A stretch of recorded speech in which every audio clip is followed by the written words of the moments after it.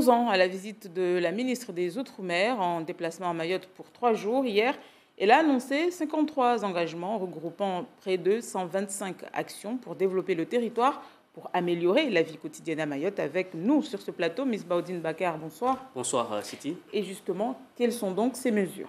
Alors, il s'agit d'une cinquantaine d'engagements qui se déclinent ainsi. 10 mesures pour la sécurité, la lutte contre l'immigration clandestine et la délinquance. 4 mesures concernant la santé, l'offre de soins et la couverture maladie. 5 pour l'enfance, la famille et le public fragile.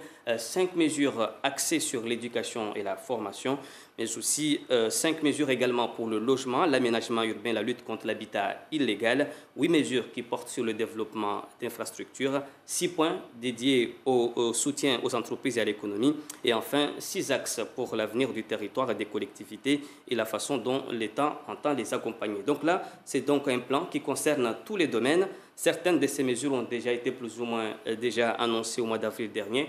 On retrouve même quelques points qui émanent du précédent quinquennat. Alors, est-ce que tout cela a été chiffré? Alors, la ministre a annoncé quelques chiffres pour l'assainissement, par exemple. Ce sont près de 150 millions d'euros au cours de la période 2018-2020, 110 millions d'euros au cours de 15 prochaines années pour les transports. Sur le quinquennat, le ministère de l'Éducation nationale et le ministère des Outre-mer engageront près de 500 millions d'euros d'investissement, soit au total 1,3 milliard. Mais cette somme globale ne figure nulle part. La ministre l'a juste annoncé lors de questions-réponses avec les journalistes.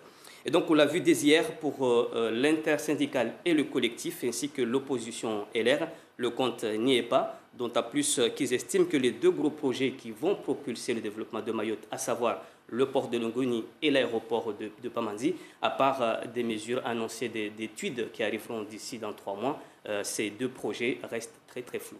Merci beaucoup, Ms. Baudine. Ms. Baudine, qu'on retrouve tout à l'heure dans Kalawadala, il sera bien entendu question du bilan de cette visite ministérielle avec comme invité Mansour Kamardine, Roukia Lahadji et Hassan Abdallah.